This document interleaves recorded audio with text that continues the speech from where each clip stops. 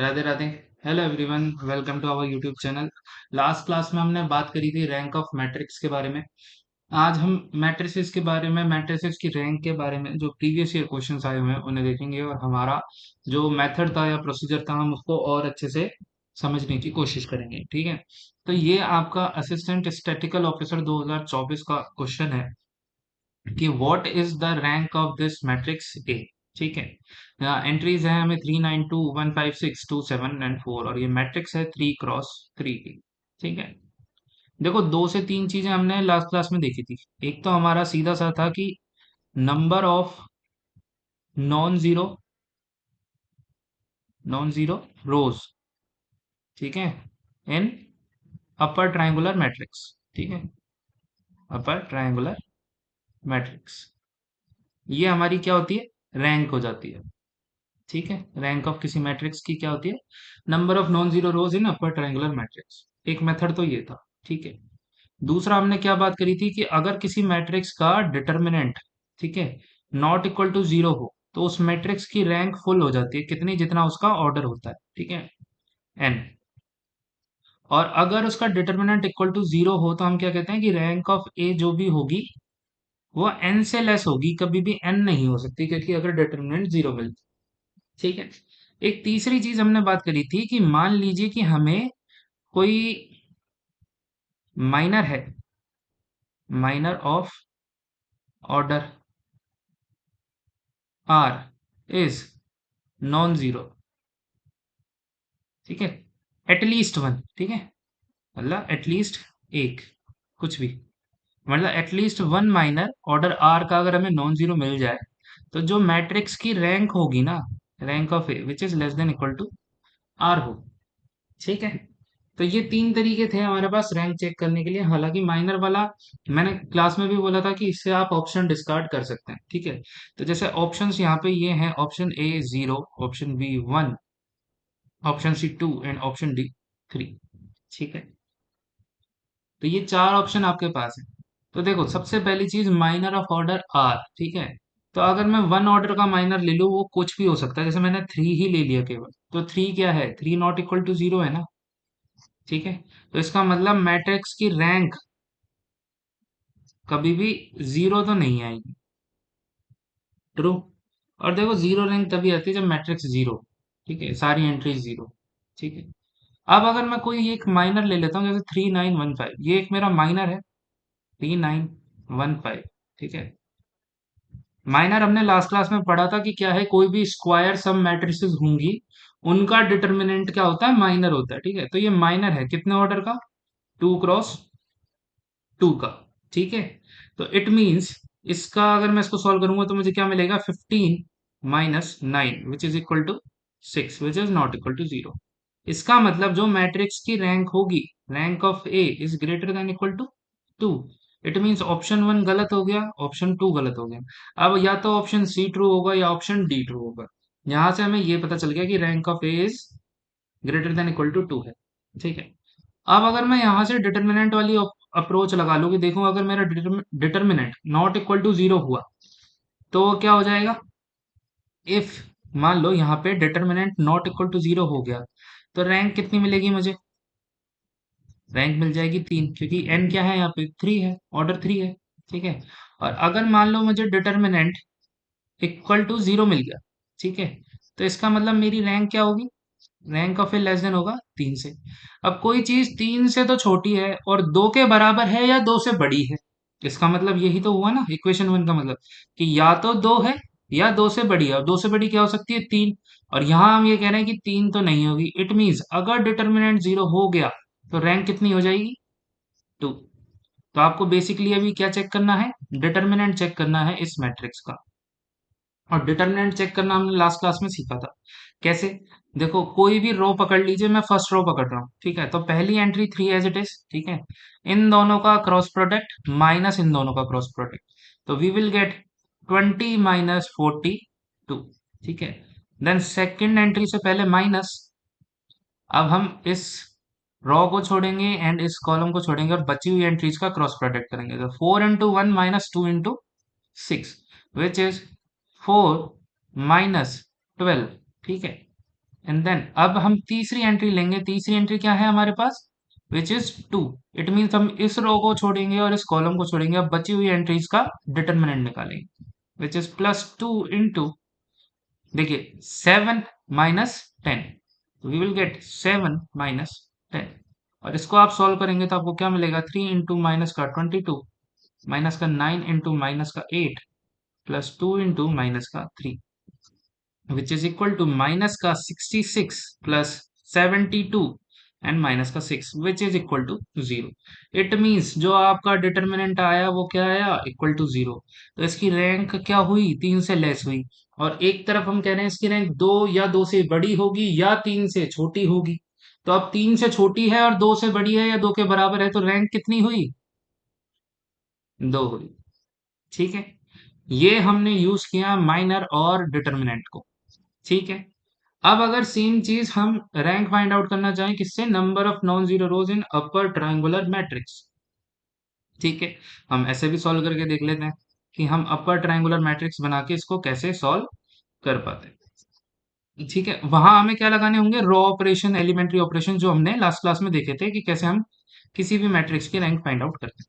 ठीक है, सबसे पहली चीज तो मैंने लास्ट क्लास में एक चीज बताई थी, क्या कहते हैं कि अभी भी किसी कॉलम को या रो को इंटरचेंज करने पे रैंक पे कोई फर्क नहीं पड़ता। ठीक है, तो अगर यहाँ पे हमें रैंक से कोई फर्क नहीं पड़ता और हमारा प्रोसीजर क्या था कि हम सबसे पहली एंट्री पकड़ते हैं। ठीक है, सबसे पहली एंट्री पकड़ते हैं और उसके नीचे सारे एलिमेंट्स को जीरो बनाते हैं। ठीक है, अब मैं क्या कर रहा हूँ, फॉर सिंप्लिसिटी मैं रोज को इंटरचेंज कर रहा हूँ। ठीक है, कैसे कर रहा हूँ कि मैं मैट्रिक्स को कुछ ऐसे बना रहा हूँ, which is 1 5 6 2 7 4 and 3 9 2। Okay, reason ये है कि इसको 1 रखने के बाद नीचे की एंट्रीज को 0 बनाना कैलकुलेशन के थ्रू हिसाब से इजी पड़ता है। ठीक है, तो अब मेरा काम क्या है कि मेरी ये नीचे की दोनों एंट्रीज जो 2 और 3 है इन्हें मुझे 0 बनाना है। तो कैसे बनाऊंगा, तो R2 में मैं चेंज करूंगा कि मैं R2 को माइनस कर दूंगा किससे, 2R1 से। और R3 में मैं चेंज करूंगा क्या, कि R3 को मैं माइनस कर दूंगा 3R1 से। तो अब जो मुझे मैट्रिक्स मिलेगी वो क्या मिलेगी, देखो फर्स्ट रो तो एज इट इज रहेगी 1 5 एंड 6। इसको मैं R2 में चेंज कर रहा हूं, तो R2 -2R1, तो 2 - 2 which is 0, 7 - 10 which is -3, 4 - 12 which is minus का 8। ठीक है, 3 - 3R1 क्या है, 3 - 3 is 0, 9 - 15 is what, -6, 2 - 18 is what, minus का 16। अब एक छोटी सी चीज गौर करें और ये देखें कि देखो पहली एंड जो सेकंड रो है और थर्ड रो है वो एक दूसरे के ऊपर डिपेंडेंट है। क्योंकि जो R3 है इस टाइम, वो R3 क्या है, वो है 2 × R2, है या नहीं है। ठीक है, तो अगर रोज डिपेंडेंट है, इसका मतलब हमने क्या बात करी थी, रैंक क्या होती है, नंबर ऑफ Li रोज। ठीक है, तो यहाँ पे एक लीनियरली इंडिपेंडेंट रो ये रही, एक ये रही, तो रैंक 2 है, जो मुझे दिख रहा है यहाँ से सीधा सीधा, क्योंकि तीसरी जो लाइन है वो सेकंड पे डिपेंड कर रही है। बट फिर भी अभी हम चलते हैं किससे, प्रोसीजर से। ठीक है, तो देखो अब मुझे क्या करना है, मुझे डायगोनल एंट्री पे जाना है और इसके नीचे वाली को क्या करना है, 0 बनाना है। ठीक है, अब अगर मैं R3 में क्या चेंज करूं, R3 को तो मैं एज इट इज रहने दूं और मैं R2 को मल्टीप्लाई कर दूं किससे, 2 से। ठीक है, और फिर देन उसको कर दूं माइनस। ठीक है, फिर देखते हैं कि हमें क्या मिलता है।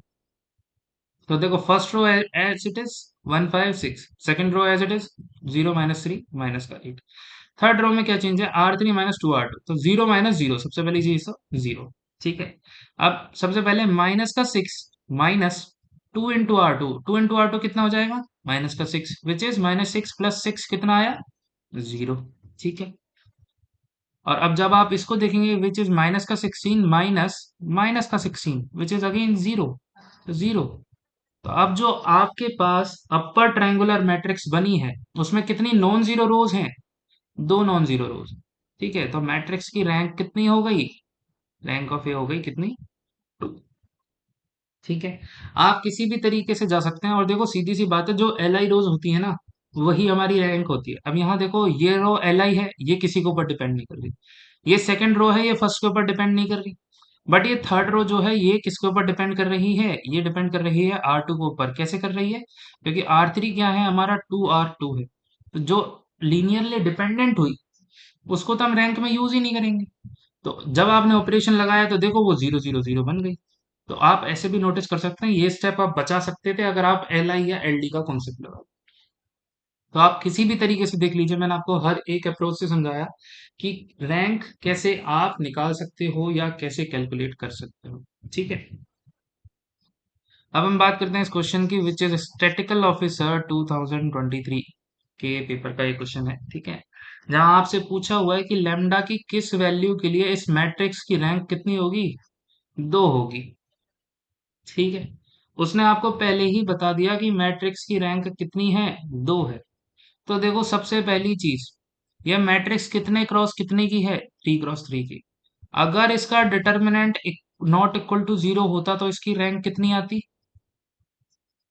रैंक ऑफ ए आती 3। ठीक है, अब उसने मुझे ये दे रखा है कि रैंक ऑफ ए ऑलरेडी 2 है, विच इज लेस देन 3। ठीक है, और ये कब पॉसिबल है, जब डिटर्मिनेंट ऑफ ए क्या हो, इक्वल टू 0 हो। ठीक है, तो इसका मतलब अगर मैं इसका डिटर्मिनेंट निकाल लूं और उसको 0 के इक्वल रख दूं तो वो एक इक्वेशन मिलेगी लैम्डा में, और लैम्डा का वैल्यू हम वहां से निकाल लेंगे। कैसे, देखो डिटर्मिनेंट निकालते हैं, डिटर्मिनेंट ऑफ ए। ठीक है, विच इज 1 को पकड़ो सबसे पहला, एंड देन ये रो रिमूव करो, ये कॉलम रिमूव करो, क्या है इन दोनों का डिटर्मिनेंट ले लो, तो हमें मिला 10 lambda minus, sorry 10 lambda minus 42, then minus का 2। ठीक है, अब माइनस का 2 है, तो अब क्या करना है हमें, इस कॉलम को और इस रो को रिमूव करना है, एंड देन आपको वो निकालना है डिटरमिनेंट, तो विच इज 20 माइनस 21। ठीक है, अब आपको रखना है किसको, 3 को। ठीक है, और 3 के लिए आप ये रो रिमूव करेंगे, ये कॉलम, एंड देन आप डिटरमिनेंट ले लेंगे, which is 3 into 12 - 3 lambda equal to 0 रखना। ठीक है, ये आपको मिल गया, आपका ये इक्वेशन मिल गई। इक्वल टू 0 हम क्यों रख रहे हैं, क्योंकि उसने हमें दे रखा है कि रैंक ऑफ ए कितनी है, लेस देन 2 है, सॉरी 2 है, मीन्स लेस देन 3। ठीक है ना, तो यहाँ से आपको क्या मिला, 10 लैम्डा माइनस 42। ठीक है, दिस इज -2 एंड माइनस का 1 प्लस 36 -9 लैम्डा इक्वल टू 0। तो 10 लैम्डा माइनस 9 लैम्डा कितना हो गया, it is equal to lambda, and जो सारी टर्म्स है उनको हम राइट हैंड साइड पे ले जाएंगे, विच इज 42 -36, और ये माइनस माइनस प्लस होके उधर जाएगा तो कितना बना, माइनस का 2, which is 42 -38, then lambda is equal to 4। Simple सी चीज। तो लैम्डा इज इक्वल टू 4 के लिए जो इस मैट्रिक्स की रैंक होगी वो क्या होगी, 2 होगी। ये आपका एसओ 2023 का क्वेश्चन था। सिंपल सी चीजें हैं, देखो ये छोटी छोटी चीजें हैं जो याद रखने की है। Determinant not equal to 0, rank full, rank कम है तो डिटर्मिनेंट इक्वल टू 0, और डिटर्मिनेंट 0 है तो रैंक कम होगी। ठीक है, यहाँ उसने दिया गया था कि रैंक 2 है, मतलब 3 से तो कम है, इसका मतलब डिटर्मिनेंट क्या है, इक्वल टू 0 है। तो आप इसको डिटर्मिनेंट को इक्वल टू 0 पुट कर दीजिए, ये लैम्डा में एक इक्वेशन बनी और यहाँ से आपने लैम्डा सॉल्व कर लिया। ठीक है, ये एक और क्वेश्चन है। ठीक है, ये क्वेश्चन है आपका एसओ 2021 का। ठीक है, देखिए हर टाइम आपके पास सिंपल सी एक मैट्रिक्स दी जा रही है और उससे रैंक पूछी जा रही है। अब सबसे पहली चीज तो देखो, मैं आपको ये चीज बोलूंगा, क्या कहते हैं, आप रो फर्स्ट को देखो और रो थर्ड को देखो, दोनों इक्वल हैं, R1 इक्वल टू R3। इसका मतलब दोनों की दोनों एलडी है, मतलब कोई एक एलडी है किसी के ऊपर, चाहे आप बोल लीजिए कि R1 R3 के ऊपर डिपेंडेंट है, या आप कह लीजिए कि R3 क्या है, R1 के ऊपर डिपेंडेंट है, कैसे भी। इसका मतलब इस मैट्रिक्स की रैंक 3 से तो कम ही होगी। क्यों, क्योंकि मुझे कितनी एक रो मिल गई, एक एलडी रो मिल गई, जबकि मुझे कितनी रैंक क्या होती है, एल आई रोज। ठीक है, लीनियरली इंडिपेंडेंट रोज होती है। ठीक है, हमने बात करी थी क्लास में कि लीनियरली इंडिपेंडेंट कैसे देखेंगे। ठीक है, तो यहाँ एक तो मिल गई मुझे एलडी, इसका मतलब रैंक 3 तो नहीं हो सकती, तो रैंक 3 से हमेशा क्या होगी, लेस ही होगी। अब मैं सबसे पहली चीज कि अपनी वही अपर ट्रायंगुलर मैट्रिक्स बनाते हैं। ठीक है, तो 3 1 2, मैं सेकंड रो में ऑपरेशन लगा रहा हूँ, R2 = R2 -2R1, क्या मिलेगा मुझे?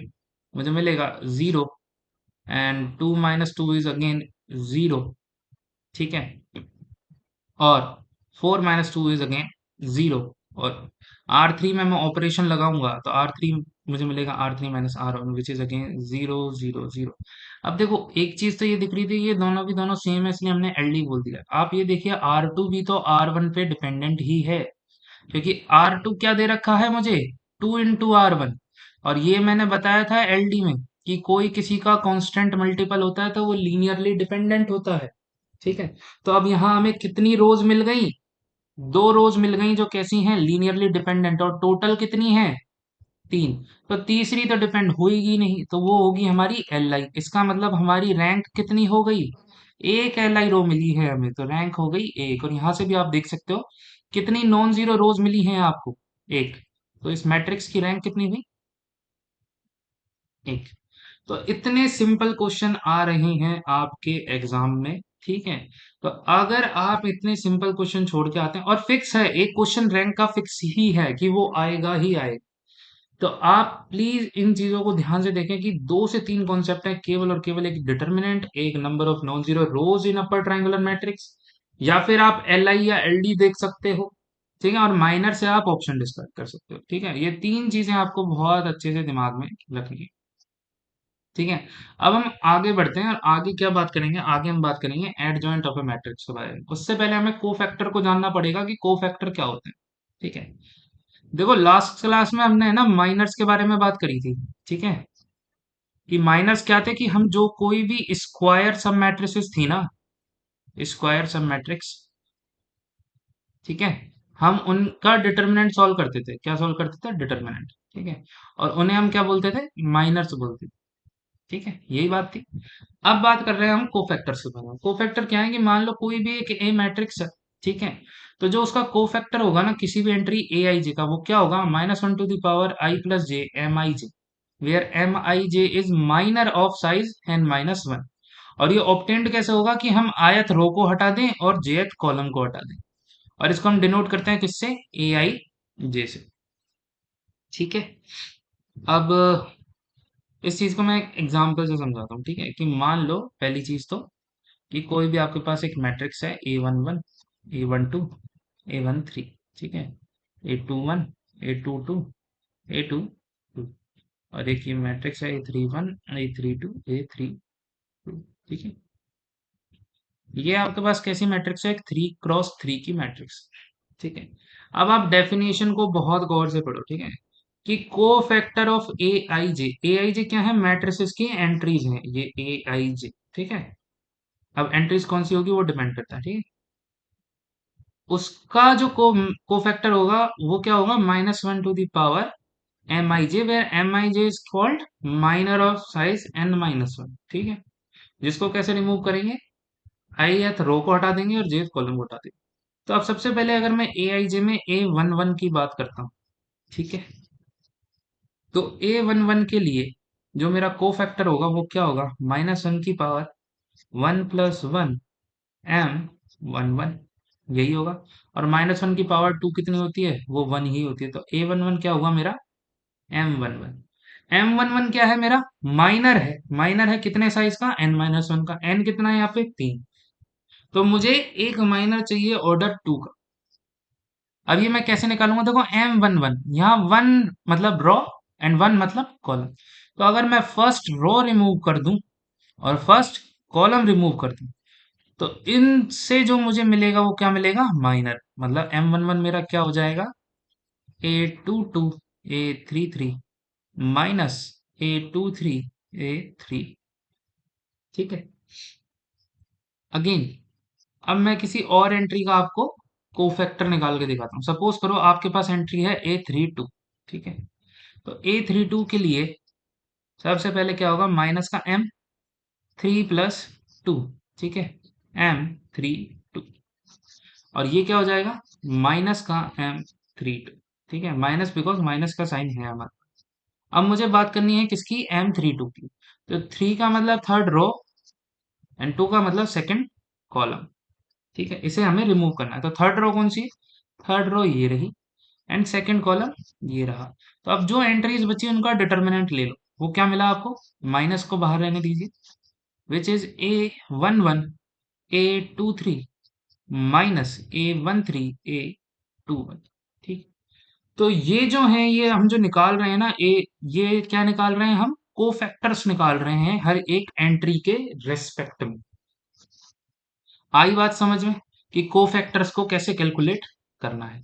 ठीक है, और कोफैक्टर्स को हम डिनोट करते हैं कैपिटल A I J से। ठीक है, तो ये जो मैं निकाल रहा हूँ ना, ये A11 निकाल रहा हूँ, कैपिटल A11। ठीक है, और ये जो मैं निकाल रहा हूँ वो मैं निकाल रहा हूँ कैपिटल A, जैसे ये मैंने निकाला क्या, 32। ठीक है, तो ऐसे हम कोफैक्टर्स को कैलकुलेट करते हैं। ठीक है, अब बात आती है कि एडजॉइंट की, कि एडजॉइंट क्या होता है। अब कोफैक्टर्स को समझना जरूरी इसलिए था क्योंकि कोफैक्टर्स, सॉरी, एडजॉइंट जो है हमारा वो कोफैक्टर से निकल के ही आता है। ठीक है, अब मैं बताता हूँ कैसे आता है। एक बार हम इसको क्लीन कर लेते हैं। ठीक है, तो देखो, ये कोई मैट्रिक्स है हमारे पास, कितने क्रॉस कितने की, 3 क्रॉस 3। एडजॉइंट ऑफ ए क्या होता है कि देखो, ए आई जे का transpose capital A I J, capital A I J क्या है, कोफैक्टर है। ठीक है, तो जो मैट्रिक्स मिलेगी मुझे, तो अगर मैं लिखना चाहूँ कि क्या, एडजॉइंट ऑफ ए, जहां पे ए क्या है, ए ये कोई मैट्रिक्स है हमारे पास। ठीक है, इसका एडजॉइंट मैं कैसे निकाल सकता हूँ? ये निकालूंगा मैं, capital A11 capital A12 capital A13 capital A21 capital A22 capital A23 और capital A31 capital A32 and capital A33। इसका मुझे क्या करना है? ट्रांसपोज करना है। ठीक है, ट्रांसपोज मत भूलिएगा। देखो यहाँ लिख रखा है ट्रांसपोज। ठीक है, ट्रांसपोज का मतलब क्या होता है? फर्स्ट क्लास में हमने सीखा था कि रोज बन जाती है कॉलम और कॉलम बन जाते हैं रो। तो अगर मैं फर्स्ट रो को, फिर मुझे क्या बनाना पड़ेगा? First column. ट्रांसपोज का मतलब ये है। तो A11 A12 A13। ठीक है, सेकंड रो मेरा सेकंड कॉलम बन जाएगी, A21 A22 A23। ठीक है, and A31 A32 and A33। आई बात समझ में? तो अब ये क्या मिल गया आपको? आपको मिल गया एडजॉइंट ऑफ ए। ठीक है, कोई डाउट यहाँ तक? मेरे ख्याल से कोई डाउट नहीं होना चाहिए क्योंकि चीजें बिल्कुल बेसिक से लेके चल रहे हैं हम। ठीक है, अब मैं आपको बताता हूँ कि सबसे पहली चीज, कि देखो, कि किसी भी मैट्रिक्स का जो, इफ ए कोई मैट्रिक्स है, ठीक है, कितने क्रॉस कितने की, 2 क्रॉस 2 की। ठीक है, और ए को हम कुछ ऐसे लिख सकते हैं, सपोज करो A B C D। ठीक है, तो मैं शॉर्ट ट्रिक बता रहा हूँ कि एडजॉइंट ऑफ ए कैसे लिखा जाता है इस 2 क्रॉस 2 की मैट्रिक्स। ठीक है, आप माइनर निकालें उससे बेहतर है कि आप इस चीज को याद रखें। देखो, ये जो डायगोनल वाली टर्म्स है ना, इन्हें इंटरचेंज कर दो। सबसे पहली चीज तो ये मिला आपको D, ये मिला आपको A, ये हो गया इंटरचेंज। और ये जो नॉन डायगोनल वाले एलिमेंट है ना, इनके आप साइंस बदल दो केवल, और उन्हें वहीं रहने दो। तो माइनस का B, माइनस का C। तो ये जो हुआ आपका, ये क्या हुआ? 2 क्रॉस 2 का एडजॉइंट ऑफ A मिल गया आपको। ठीक है, कोई डाउट यहाँ तक? अब हम बात करते हैं, एक एग्जांपल से समझा देता हूँ कि मैं 3 क्रॉस 3 का आपको एडजॉइंट कैसे निकालूं। ठीक है, तो ए कोई भी मैट्रिक्स है आपके पास, सपोज कीजिए, विच इज 9 2 1। ठीक है, 5 -1 6 एंड 4 0 -4 0 ठीक है, तो वो एडजॉइंट के लिए सबसे पहले आपको A11 A12 A13 A21 A22 A23 और A31 A32 A33 निकालना होगा। और ए आई जे होता क्या है? ए आई जे होता है -1 to the power I+J MIJ। तो अगर मैं A11 की बात करूंगा तो मुझे M11 निकालना पड़ेगा। M11 क्या होता है कि फर्स्ट रो रिमूव कर दो, फर्स्ट कॉलम रिमूव कर दो, तो जो एंट्रीज बची इनका क्या निकाल लो? डिटर्मिनेंट निकाल लो। ठीक है, तो अब यहाँ मुझे सबसे पहले एडजॉइंट ऑफ ए निकालने के लिए मुझे सबसे पहले क्या निकालना है? A11। ठीक है, तो A11 क्या आएगा? देखो, फर्स्ट रो को रिमूव कर दो, फर्स्ट कॉलम को रिमूव कर दो, इनका लो डिटर्मिनेंट। तो -2 into -1 is what? +2, and minus करेंगे 0। तो ये मिला मुझे -1 की पावर 1 + 1। ठीक है, M11। तो ये क्या मिल गया मुझे? 2 मिल गया। ठीक है, कोई डाउट? अब मुझे क्या निकालना है, A12। A12 का मतलब क्या हुआ कि फर्स्ट रो और सेकंड कॉलम को रिमूव कर दो। और देखो ये -1 की पावर कितनी आएगी, 3 आएगी, क्योंकि 1 + 2 है क्यूब, तो ये कितना आ जाएगा, ये आ जाएगा M12, तो ये आएगा माइनस का M12। अब M12 का मतलब क्या हो गया, फर्स्ट रो और सेकंड कॉलम रिमूव कर दो, तो फर्स्ट रो सेकंड कॉलम क्या मिला आपको, -10 -24, ठीक है। और तो ये मिल जाएगा आपको minus into -10 -24 which is equal to 34, ठीक है। अब हम बात करते हैं A13 की, ठीक है। A13 क्या मिलेगा, -1 to the power 4 M13, और ये हो जाएगा प्लस का 1, ठीक है, ये है M13। तो मतलब first row and third column को रिमूव करिए, तो 0 माइनस -4, तो which is equal to plus का 4, ठीक है। तो सिमिलरली जैसे ही हम ये सारी एंट्रीज कैलकुलेट करेंगे, तो A21 हमारे पास आएगा कितना, अगेन A21 आएगा 4, A22 हमारे पास आएगा माइनस का 22, ठीक है। और ऐसे ही हम सारी की सारी एंट्रीज को कैलकुलेट करते जाएंगे, तो जो लास्ट में हमारे पास जो एडजॉइंट ऑफ ए आएगा, देखिए बाकी की एंट्रीज आप एक बार खुद कैलकुलेट करके देखना, तब आप ज्यादा बेटर समझ पाओगे मेथड को, ठीक है। सिंपल कुछ नहीं करना, ए वाला फॉर्मूला लगाना है आप, A i j = -i2 -1 to the power i+j Mi j। का मतलब हुआ कि जो भी आई और जे हैं उनको रिमूव कर दीजिए, और जो टर्म्स बची हैं उनका डिटर्मिनेंट ले लीजिए, ठीक है। तो जो एडजॉइंट ऑफ ए आएगा आपका वो आना चाहिए क्या है, देखो मैंने क्या कहा, जो भी ये टर्म्स आएंगे, अब ये मेरी फर्स्ट रो आई थी A11 A12 A13, ये मेरी फर्स्ट रो थी A11 A12 A13, पर मुझे इसका क्या करना है, ट्रांसपोज, तो इसे कॉलम में लिखना है। तो ये मिलेगा मुझे 2 34 एंड 4, ठीक है।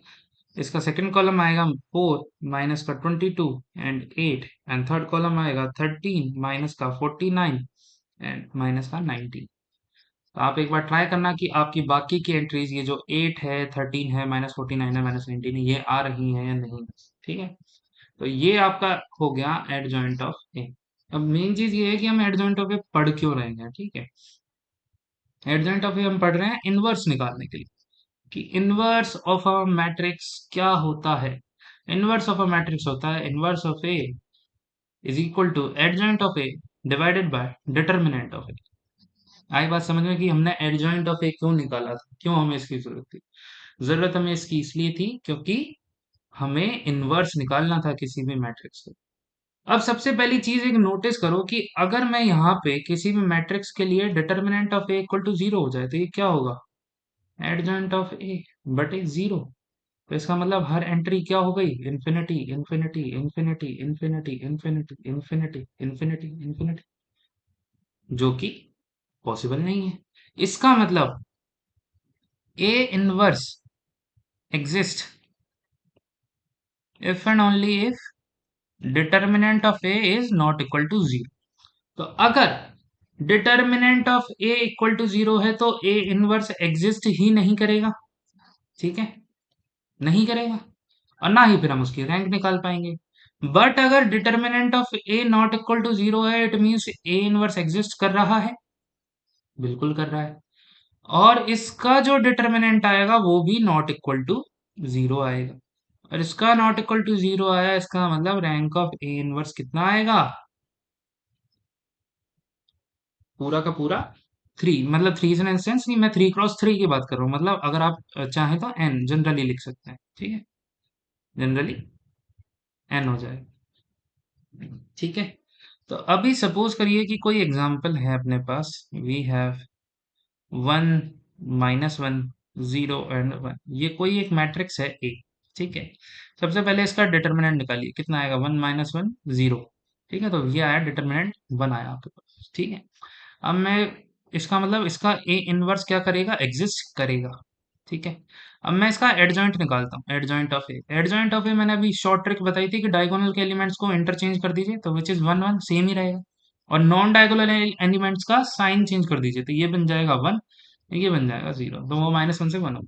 तो अब अगर मुझे ए इनवर्स लिखना हुआ, तो वो क्या है, adjoint of A divided by determinant of A. Determinant हमारा कितना है, 1 है, तो 1 से डिवाइड करने पे कोई फर्क भी नहीं पड़ेगा, तो जो ये आपको मैट्रिक्स मिली 1 1 0 1, तो ये क्या हुई, ये हुई ए इनवर्स। ठीक है, सिंपल सी चीज है। अगर आप 3 क्रॉस 3 की बात करेंगे तो 3 क्रॉस 3 का एडजॉइंट निकालिए एंड देन इसको सॉल्व कर लीजिए। ठीक है, अब ये क्वेश्चन देखिए, क्वेश्चन बहुत अच्छा है। ठीक है, क्वेश्चन आया था आपका एएसओ 2024 में, असिस्टेंट स्टैटिकल ऑफिसर में। ठीक है, उसने आपको एक मैट्रिक्स दे रखी है ए। मैट्रिक्स क्या है, 1 - 1 1, 2 1 - 3 और 1 1 1। ठीक है, एक उसने दूसरी मैट्रिक्स दे रखी है 10b। 10b का मतलब है कि बी जो मैट्रिक्स है ना, उसकी हर एंट्री किससे मल्टीप्लाई हो रही है, 10 से मल्टीप्लाई हो रही है। ठीक है, उसने दिया है हमें 4 2 2 -5 0 λ 1 - 2 3। उसने बोला कि जो बी मैट्रिक्स है ना, वो बी मैट्रिक्स क्या है, ए का इनवर्स है। ठीक है, तो हमें वैल्यू निकालनी है लैम्डा की। अब देखो, आप ये करने मत बैठ जाना कि आप पूरी की पूरी मैट्रिक्स का इनवर्स निकालो। ठीक है, हमें कौन सी एंट्री चाहिए इनवर्स की, ये देखो आप। हमें बी मैट्रिक्स है, ये बी मैट्रिक्स की कौन सी एंट्रीज है। ठीक है, अभी मैंने क्या बताया कि एडजॉइंट ऑफ ए क्या होगा, ये होगा। अगर मैं इसी को डिटर्मिनेंट ऑफ ए से मल्टीप्लाई डिवाइड कर दूंगा तो ये मुझे इनवर्स मिलेगी ना। तो ये इनवर्स होगी तो ये क्या होगा, एंट्री डिवाइडेड बाय ये, सारी एंट्रीज डिटर्मिनेंट से डिवाइड हो जाएगी। और अभी इस क्वेश्चन में लैम्डा हमें यहाँ गिवन है कहीं। ठीक है, तो आप एक बार इस क्वेश्चन को सोचना और ट्राई करना कि हम कैसे निकालेंगे इस लैम्डा को। ठीक है, आप एक बार खुद से ट्राई करोगे ना, तब सारी चीजें आप बेहतर समझ पाओगे। नेक्स्ट क्लास में मैं इसी क्वेश्चन से चीजों को स्टार्ट करूंगा एंड देन हम आइगन वैल्यूज की तरफ जाएंगे। ठीक है, पूरा का पूरा इन्वर्स निकालने मत बैठिएगा, केवल और केवल इस लैम्डा पे फोकस करना।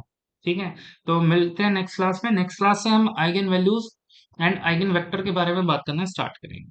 Thank you so much.